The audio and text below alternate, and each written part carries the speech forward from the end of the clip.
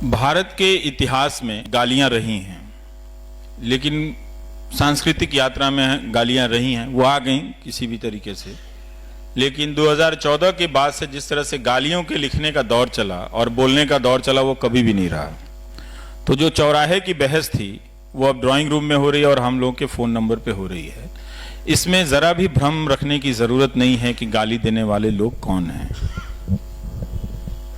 अगर उनको मेरी निष्पक्षता को लेकर चिंता हो रही होती तो ट्रोल मैं नहीं हो रहा होता, बाकी 50 एंकर हो रहे होते। तो उनको मेरी निष्पक्षता की चिंता नहीं है।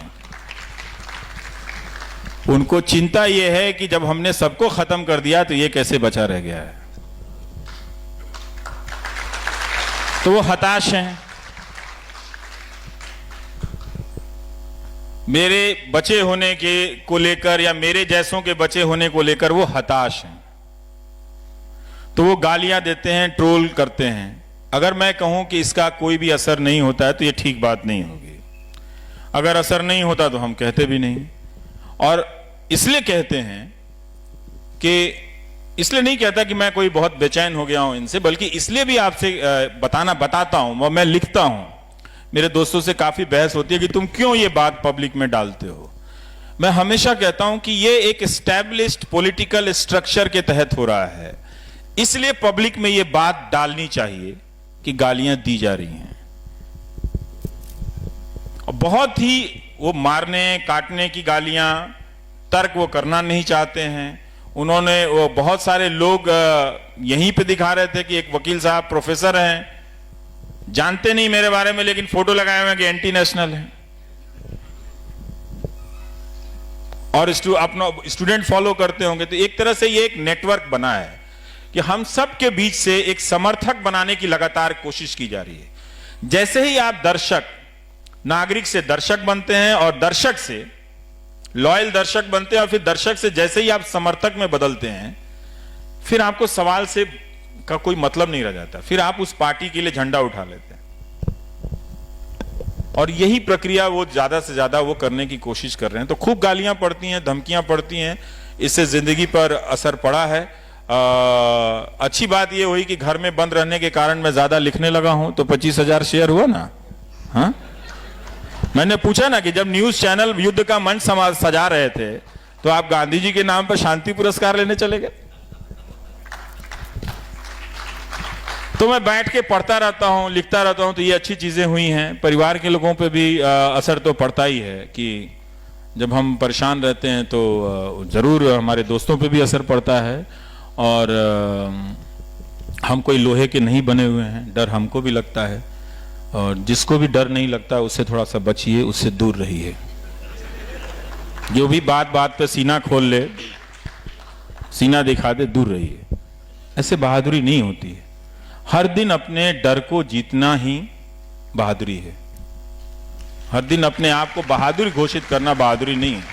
तो बहुत गालियां पड़ती। मेरे फोन पे पिछले 5 दिनों से, जब वो 14 तारीख को पुलवामा अटैक हुआ, तो अचानक लगा आप एंटी नेशनल है। मैंने कहा मैं कैसे एंटी नेशनल हो गया भाई, तो समझ में नहीं आया।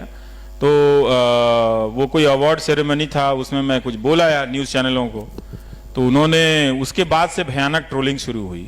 और मेरे फ़ोन पे एक फ़ोन नहीं, 2 फ़ोन नहीं, 3 फ़ोन नहीं, मतलब 5 दिनों तक लगातार मैं एक शब्द टाइप नहीं कर पाता था अपने फ़ोन पे, इतने फ़ोन आते थे लगातार। तो उनको देखना ही एक तरह से हदस जाना है कि आंखों में चुभता है कि इतना फ़ोन कौन कर रहा है, कौन कर सकता है, किसको मुझसे इतनी दिक्कत हो गई है।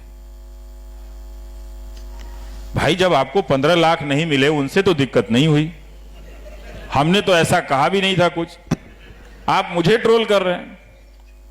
ये कहां से आया है। और वो सारे ट्रोल करने वाले, गालियां देने वाले क्यों अंत में जाकर ये सवाल पूछते हैं कि आप एंटी मोदी क्यों हैं।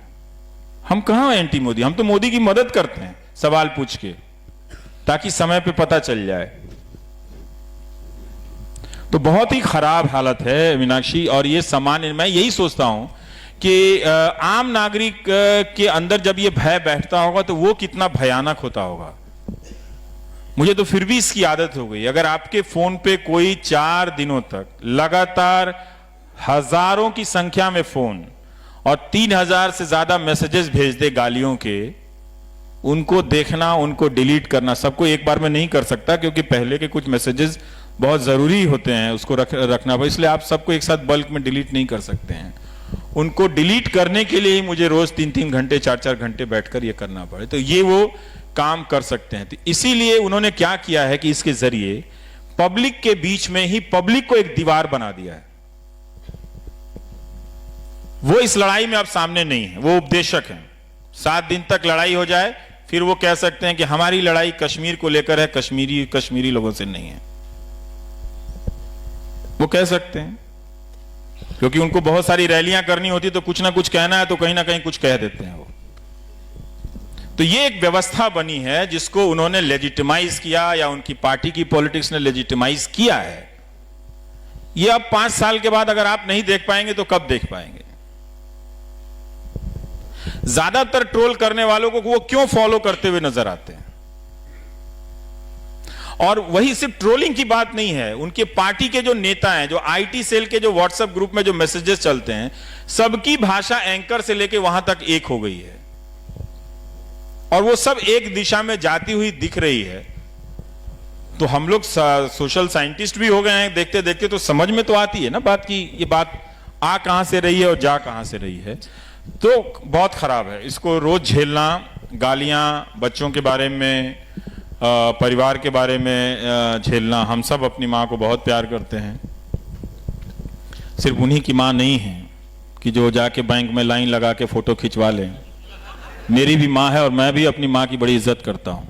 न्यूज रूम की आप आलोचना करते रहे हैं, पर मीडिया का जो एक तबका है जो जिस तरीके की हरकतें कर रहा है, सब वाकिफ हैं। नहीं, वो एक तबका नहीं है, वो बड़ा तबका है।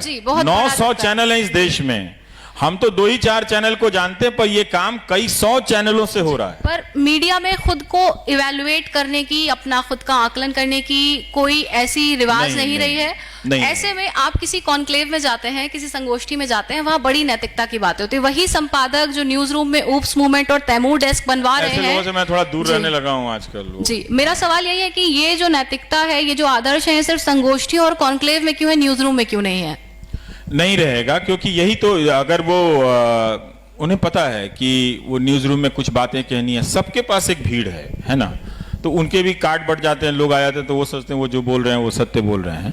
लेकिन अपना इवैल्यूएशन ही नहीं होगा। ये जो देखिए आप हिंदी के अखबारों के संपादकों का हाल देख लीजिए, हम न्यूज एंकरों की तो आलोचना होती है, उनके एडिटोरियल देखिए कितने खराब।